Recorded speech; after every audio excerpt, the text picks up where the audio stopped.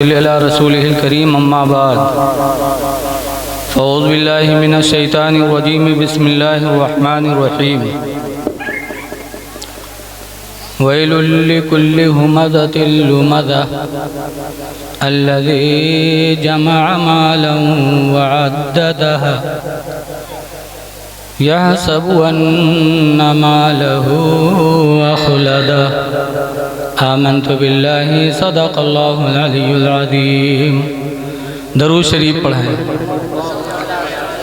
अल्लाहुम्मा सल्लि अला सय्यिदिना मौलाना मुहम्मदिन मादिनिल जुद वल करम मंबइल इल्म वल हिकम व अला आलिहि व अस्हाबिहि व बारिक व सल्लिम सलातु व सलामुन अलैका या सय्यदी या रसूलल्लाह सल्लल्लाहु तआला अलैहि व सल्लम।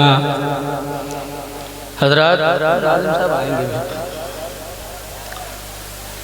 अल्हम्दुलिल्लाह आज आपके गांव में उलमाए किराम और शुहराए इज़ाम की बहुत बड़ी जमात मौजूद है। बहुत बड़े बड़े मौलाना तकरीर के लिए आए हैं और इंशाअल्लाह एक के बाद दीगरे सबका आप सुनेंगे। थोड़ा दूरी बनाए रखें, बहुत मिल मिल के न बैठें। जानते हैं आप कोरोना हमारे तुम्हारे बीच में टहल रहा है, पता नहीं किससे माया मोहब्बत कर ले वो है, तो दूरी बनाए रखें। अज़ीज़म हज़रत मौलाना मोहम्मद अनवार साहब ने माशाअल्लाह बहुत बड़ी जमात ला करके आपके गांव में उतार दिया है। आप जाएं नहीं, मैंने थोड़ी देरी देखी, 9:30 बज चुके हैं, 8 बजे नमाज ईशा हो जाती है और 1.5 घंटा हो गया, तो हमने सोचा ला हम ही चलें।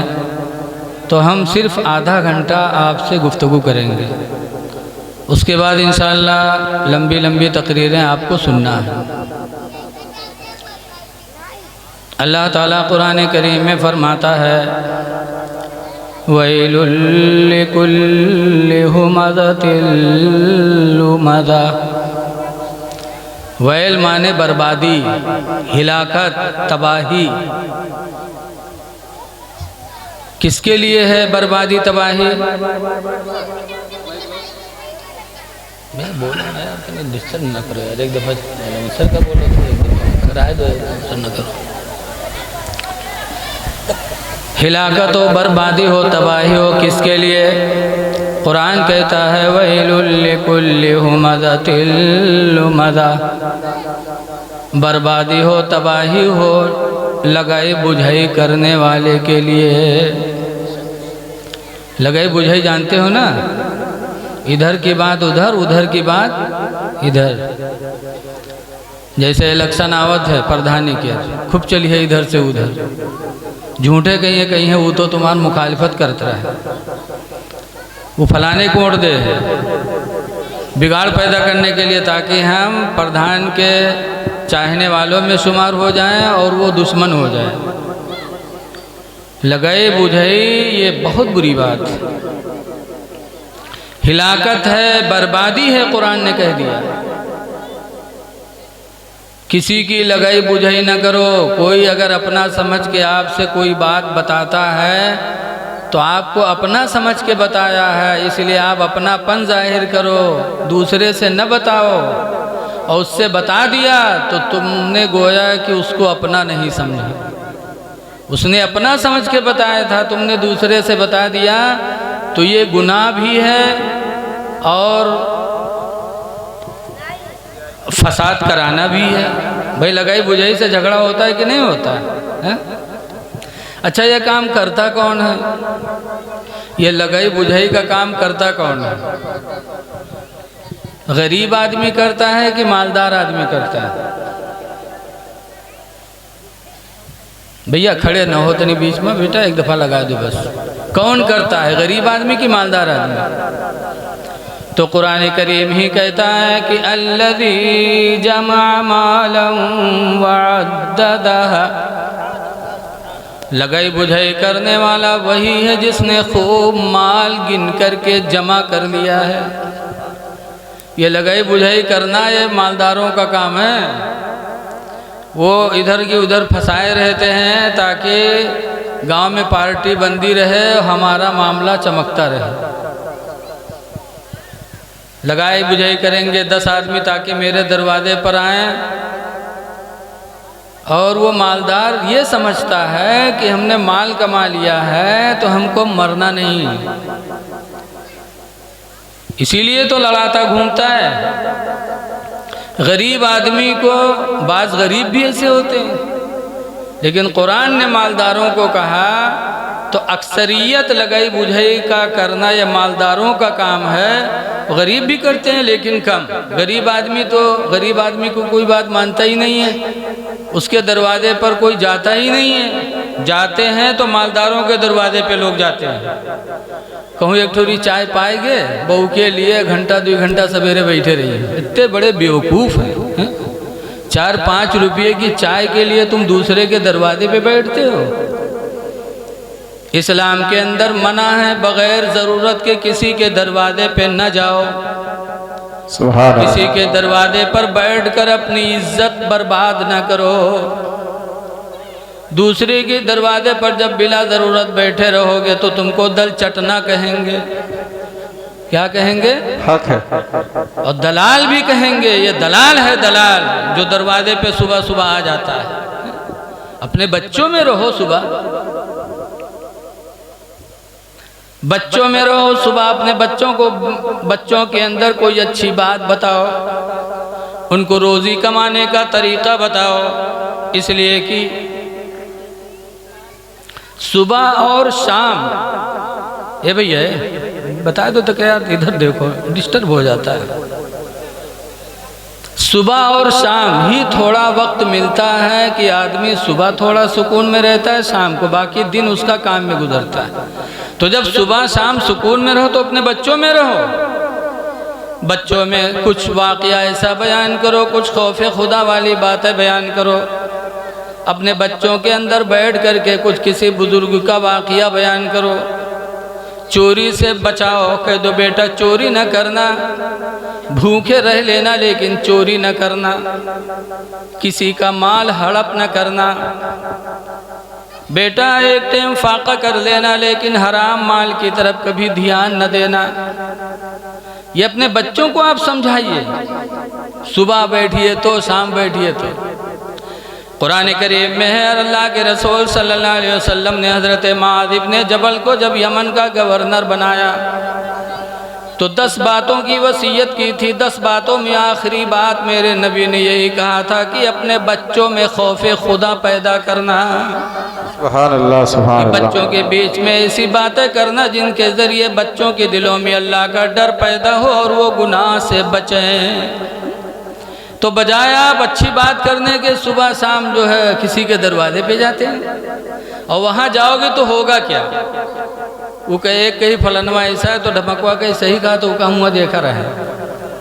तो इसके अलावा गीबत और चुगली की क्या है? अगर अपनी इज्जत आबरू बचाना चाहते हो तो किसी के दरवाजे पे बैठना छोड़ दो, और किसी के दरवाजे बैठोगे तो तोहमत भी लगेगी।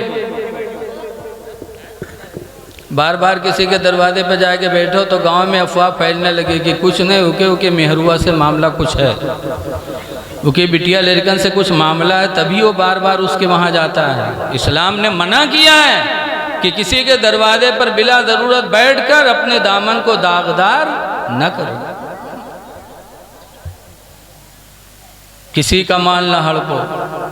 सुनो, आज हम मुसलमान हैं, चोरी हम करते हैं, हमको देखकर दूसरे लोग नफरत करते हैं कि मुसलमान हो के ये चोरी कर रहा है, मुसलमान हो के दूसरे की अमानत हड़प कर रहा है।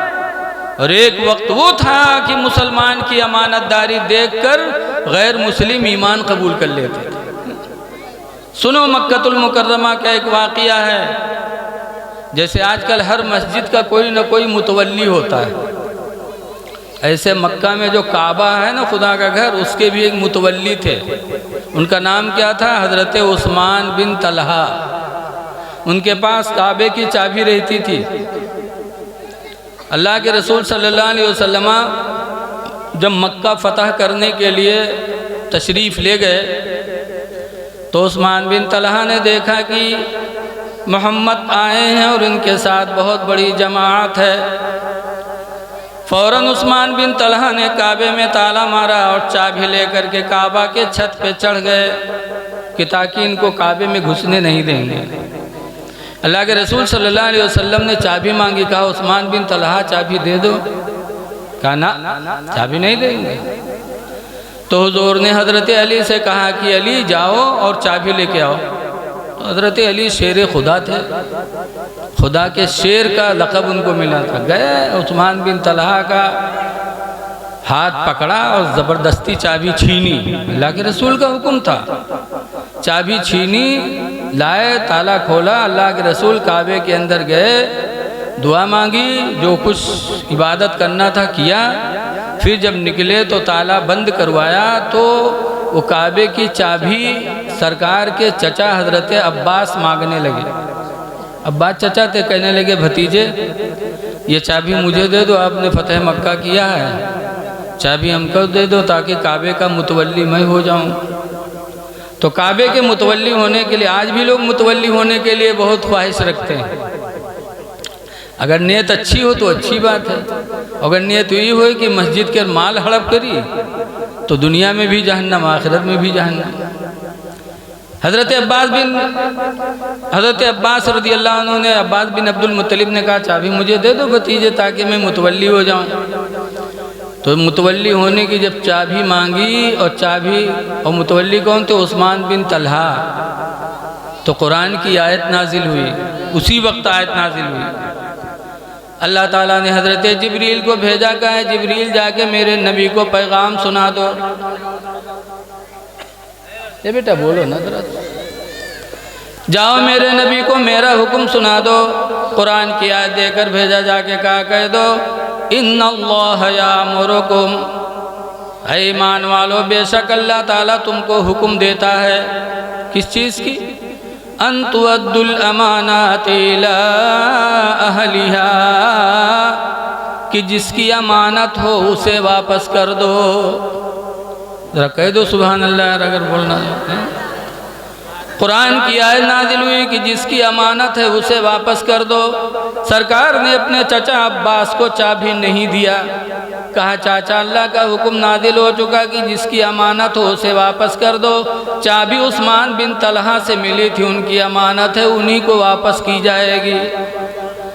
हज़रत अली से कहा अली जाओ उस्मान बिन तलहा की अमानत उस्मान को हवाले कर दो। जब वो चाबी लेकर हज़रत अली काबे के छत पे गए और बड़े अदब से चाबी पेश किया, कहा लो उस्मान बिन तलहा अपनी चाबी आप ले लो। तो उस्मान बिन तलहा हैरत में पड़ गए, कहने लगे अली समझ में बात नहीं आती कि चाबी लेने आए थे तो बड़ी बहादुरी दिखा के हाथ को मिरोड़ के चाबी छीन लिया तुमने, और जब देने आए हो तो बड़े नरमी से देने आए हो। कहा क्यों न नरमी से दूं, अल्लाह का हुक्म नाजिल हो चुका है कि जिसकी अमानत हो उसे वापस कर दो। सुभान अल्लाह, सुभान अल्लाह। कुरान का हुक्म नाजिल हो चुका है। उस्मान बिन तलहा कहते हैं अली जिस इस्लाम का ये मिजाज हो कि किसी की अमानत हड़पी न जाए, जिसकी अमानत हो उसे वापस कर दी जाए, तो अभी इस्लाम नहीं लाए थे उस्मान बिन तलहा। कहते हैं अली खुदा की कसम मेरा दिल गवाही देता है कि जिस इस्लाम का ये निज़ाम हो कि किसी की अमानत हड़प न करो, अमानत वाले को अमानत दे दो, तो खुदा की कसम वो इस्लाम कभी झूठा मजहब नहीं हो सकता। सुभान अल्लाह, सुभान अल्लाह। फौरन उस्मान बिन तलहा ने इस्लाम कबूल कर लिया, कलमा पढ़ा ला इलाहा इल्लल्लाह मुहम्मदुर रसूलुल्लाह सल्लल्लाहु अलैहि वसल्लम। तो जिसकी अमानत हो उसे वापस कर दो। अब बताओ आज हमारा तुम्हारा क्या हाल है? जहीं पैखाना करे जुंधरी खेते में ही है, और जब लोटा में ही बाहर से मकई तूर के ली है, कहूँ पेंटा तूल ली है, कोई के ककरी तूल लाएंगे। ये अमानत में खयानत करना है, ये आपके लिए हलाल नहीं है। याद रखो जब तक कि रोज़ी साफ सुथरा नहीं होगी आपकी कोई इबादत भी बारगाह मौला में कबूल नहीं होगी। सुभान अल्लाह। तो लगाई बुझाई करना छोड़ो, किसी का माल न हड़पो, अल्लाह के बंदों के हुकूक को समझो। और सबसे ज़्यादा हक किसका है? माँ बाप का। सबसे ज़्यादा हक किसका है? लेकिन आज मामला उल्टा है। आज हम लोग सबसे ज़्यादा हक पीर साहब का समझते हैं। पीर साहब का बुलाए लो और खवाए दो, नजराना दे दो, मुरीद हो जा, बजानो जन्नत मिल गए। मारहरा में आपके गांव के हज़रत अल्लामा मुफ्ती ज़ियाउल हक साहब मिसबाही बहुत काबिल और बहुत बासलाहियत आलिम में, बहुत संजीदा हैं। गांव वाले गांव की कदर नहीं जान पाते, लेकिन आप यकीन जानो आप बड़े खुश नसीब हो कि आपके गांव में ऐसे बासलाहियत आलिम। मारहरा में दर्स देते हैं हज़रत। मारहरा के हुजूर नजीम मियाँ क़िबला हर साल उर्स में ऐलान करते हैं कि ऐ लोगो, ऐ मेरे मुरीदो, ये न समझो कि हम तुमसे खुश हो जाएंगे तो जन्नत दिलवा देंगे। फरमाते हैं खुदा की कसम, जब तक तुम्हारे माँ बाप तुमसे खुश नहीं होंगे हम तुम्हें कोई फ़ायदा नहीं पहुँचा सकते। सुभान अल्लाह, सुभान अल्लाह। तुम्हें जन्नत मिलेगी माँ बाप को खुश करके, हुजूर नजीम मियाँ कहते हैं। और यही वजह है कि सराहतन कुरान करीम में पीर की खिदमत कहीं नहीं आई, मौलाना की खिदमत कहीं नहीं आई कि मौलाना की खिदमत करो, पीर साहब की खिदमत करो। सराहतन साफ कुरान में कहीं नहीं आया। लेकिन माँ बाप के लिए साफ साफ एक जगह नहीं, दो जगह नहीं, 17 जगहों पर अल्लाह ने कुरान में साफ साफ फरमाया कि माँ बाप की खिदमत करो। सुभान अल्लाह, सुभान अल्लाह। एक जगह अल्लाह फरमाता वस्कुरुली वली वालिदैक। वहाबी लोग हुई हैं तो ज़रा सुन लें, वो शिर्क बहुत जल्दी बताते हैं।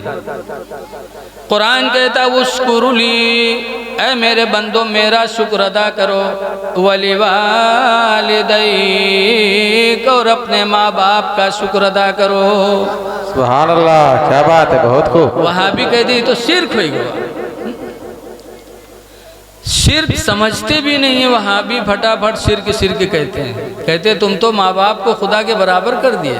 जैसे कहत नहीं है कि तुमने रसूल को खुदा के बराबर कर दिया। मादल्ला, कोई बंदा नबी को खुदा के बराबर नहीं मान सकता। और कहते हैं कुरान देखो साफ साफ कहता है कि खुदा का शुक्र अदा, अल्लाह कहता है उस्कुरली, मेरा शुक्र अदा करो, वली वालिदैक का, मेरे माँ बाप और अपने माँ बाप का शुक्रिया अदा करो। सुभान अल्लाह। तो शुक्र दो तरह से, खुदा का शुक्र करो कैसे? इबादत करके, और माँ बाप का शुक्र अदा करो कैसे? उनकी खिदमत करके। पीर साहब से दुआ करावे के लिए चले जा तो 2-3 हज़ार रुपया खर्च करके कहाँ? बरेली, खचौछा, मारहरा, बिलगिराम की पीर साहब दुआ कर देंगे। ठीक है, पीर साहब से दुआ कराओ, लेकिन मुसलमानों बहुत गौर से सुनना कि पीर साहब की दुआ तुम्हारे लिए कबूल होगी कि नहीं होगी, ये कहीं नहीं साफ जाहिर है। और तुम माँ बाप को छोड़ के चले जाते हो, माँ बाप से नहीं दुआ कराते। अल्लाह ताला के रसूल फरमाते हैं सुनो दुआउल वालिदैन, माँ बाप की दुआ बेटे के हक में कैसी है? कदुआइन नबी ले उम्मतिही, जैसे कि नबी की दुआ उम्मत के लिए होती है। सुभान अल्लाह, सुभान अल्लाह। अल्लाह ताला माँ बाप की दुआ औलाद के हक में वैसे ही कबूल करता है जैसे नबी की दुआ उम्मत के बारे में अल्लाह कबूल फरमाता है। नारे तकबीर, नारे रिसालत, मसलके आला हजरत, फैज़ान आला हजरत, उलमाए अहले सुन्नत, अज़मते वालिदैन, नारे तकबीर, नारे रिसालत। तो तुमने माँ बाप से दुआ नहीं कराई? माँ को नजराना देते, बाप को नजराना देते और कहते अब्बा अम्मा दुआ कर दो, ये दुआ मांग देते, तो अल्लाह के रसूल फरमाते हैं कि इनकी दुआ तुम्हारे लिए ज़रूर कबूल होगी। ऐसी दुआ होती है जैसे नबी की दुआ उम्मत के लिए। जाओ मारहरा भी जाओ, बरेली भी जाओ, लेकिन माँ बाप को खुश करके जाओ। सुभान अल्लाह। माँ बाप अगर खुश होंगे तब तो पीर की दुआ भी लगेगी आपको, और अगर माँ बाप राजी नहीं होंगे, नाराज होंगे, बाप के पास रुमाल नहीं है कि पसीना पोंछ ले, और पीर साहब कहीं हुआ जा तो चदरा दे तो अल्लाह ताला कभी कबूल नहीं फरमाएंगे। सुभान अल्लाह। अल्लाह कभी राजी नहीं होगा। पहले वो बाप को दो, बाप मुस्तहिक है, और बाप से बचे तब दो पीर को, तो अल्लाह भी राजी होगा, अल्लाह के रसूल भी राजी होंगे। सुभान अल्लाह। माँ को भी दो।